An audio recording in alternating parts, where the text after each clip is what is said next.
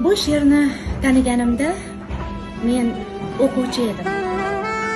Kimning qalamiga mansub ekanligini bilmagandim o'shanda. Yillar o'tdi. Bu she'r, bu misralar muallifi Guljamol Asqarova.